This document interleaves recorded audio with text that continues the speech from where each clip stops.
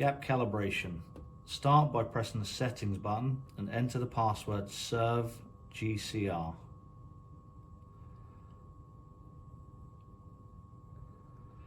Then press return. Scroll down until you see pattern calibration. Press the start button and now you have the 4 options. We're going to go gap calibration. Where it says plan instrument size, that could either be 400 if you're going to use the McDonald's gap verification tool, or if you're using the Garland L-shaped tool, that would be 80. We prefer to use the Garland the store verification tool, so we're going to leave ours at 400 and then press enter. You can see the set temperatures. These should be your standard set temperature for the main menu of the country you're in. So for us, we're using the American menu. It'd be 185 or 365 degrees Fahrenheit, and 218 or 425 Fahrenheit. Okay, start. Now that the platen's come down, you can see that it's going to stop at the 2-inch mark, or about 1.6. So platen's set position here when it first comes down is the position where it stops at the lower limit switch or the home switch.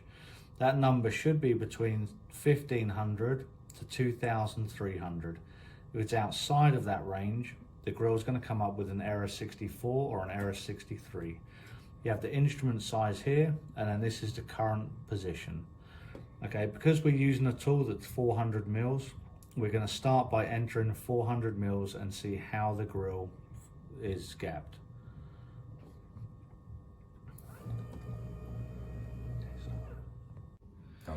When the grill's in the down position, you have to start your gapping. I always prefer to start on the left gap adjuster. The reason for this is the early versions had a fixed gapping point. The new ones now have 2 points. But if you start with 1, you want to check that when you look at the threads, it's within tolerance to start with. So we can see here we have about half a thread distance. That allows this adjuster to move up and down, but it starts with it being in the right position. So we'll start with this and then we'll make every other adjuster match. We're using the McDonald's gap verification tool. You can see you have one red end and one green end. The green end is all we're going to use to gap this grill. Okay, we're going to start by going under the left shoulder. Okay, so you can see the platen is at 400, the instrument size 400, and the current position is 400. If we go up to the top and we measure it, we can put the tool underneath the adjuster and we can see it's very loose. Okay, how loose? It's probably 80 thousandths of an inch. So we're going to bring that down a lot. But we're going to do it in 2 stages. If we come back to the controller, to make sure that we have an accurate amount, we're going to go up to 800. Okay, that's going to bring the platen up, and then we're going to come down to 320.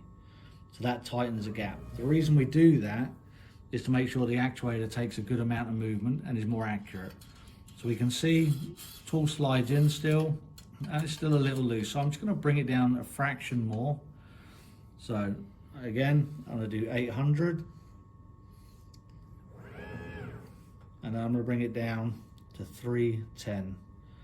Now before we look at the platen again, we're just going to watch current position and we're going to wait for that to stabilize. It won't land on exactly the number that you want unless you're very lucky, but you don't check the platen until this is stopped. So 308, we're now going to check it, and now it's pretty close. So now we're going to use the mechanical adjustments. So now we're going to check and we're going to adjust the mechanical adjuster. We can slide in and we can see it goes back to the first U-bar bolt. That goes back a little bit too far. What we want is a bit of friction when we come level with this gap adjuster. So with the tool underneath, I'm going to just loosen it and lower it. Okay. What I'm looking for is grip in this position. Okay. So now it comes in and grips. I don't know if you can hear that. Just gets a bit of friction. Okay, comes out, it's loose. So that's perfect. So if you look from above, you can see my gap tool is perfectly in line with my adjuster. Okay, So now we're going to go and match that with the right hand side. So on the right hand side, just going to undo the locking cap, and then we're going to bring this down. So I'm just going back and forth. Up, now it's stopped. Come in, so it's gripping just a little bit out. So I'll just go a little more. Okay, perfect. So now that stops in line the same as the other. Because we've made quite a big adjustment on the right hand side, we're going to have to go back and just verify the left. And the left is loosened up slightly. It now allows us to go back an inch. So I'm just going to make another minor adjustment. And now that's back to stop in line with the adjuster.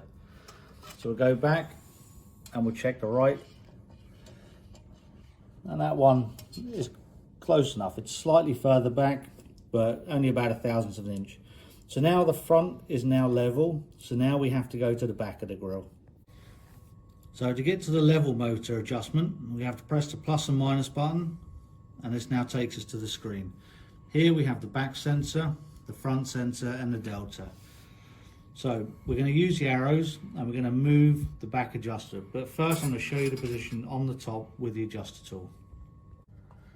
When you're checking the gap adjustment, you do it from the back. You put the gapping tool in up to the arm and you turn it so it turns in under the platen. You can see on this one it's too tight and it's not going under the platen, so we need to loosen that up. So while you're trying to push the gapping tool in at the back, we're just going to adjust this. So we're going to press the down arrow to lower the platen or the up arrow to raise it. As we raise it, you'll see the back sensor will also adjust. So we need to increase the height of the platen, so we're going to push the up button. So we're going to keep pushing it, and then when the platen tool just slips under, we're going to stop. Okay, so now the gapping tool is sliding under the platen, and that fits perfectly.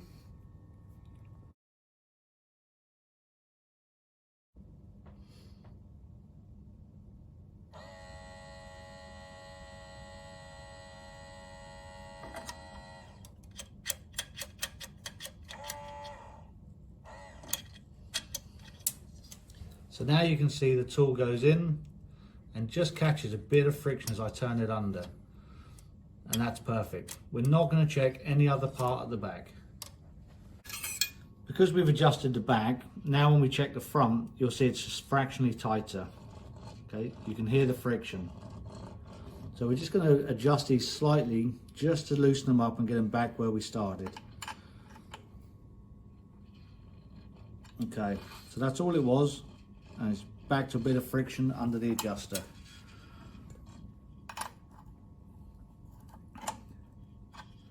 Okay, that's now perfect. So now we've gapped the grill, we now need to tighten the adjusters. So you need two tools. You need to hold the lower nut and use the other side of the wrench to tighten it. Okay, it should be nice and tight to stop it slipping. If you don't do this, the gap adjusters are going to come loose and it's going to change your gap. And then you'll be back within a week to re-gap it again. So both tools, push nice and tight, and that's it. So everything's locked up and everything's set. We're now going to press the back arrow here, which takes us to our main screen. I'm going to start by pressing update. Now when you press update, you have to watch and make sure the current platen position also changes. It will always add 5. So we set the tool at 400, it's set to 405. That's correct. If you used an 80mm tool, it would be 85. Once it's updated, you then press teach. Teaching resets all of the sensors and the auto recognition.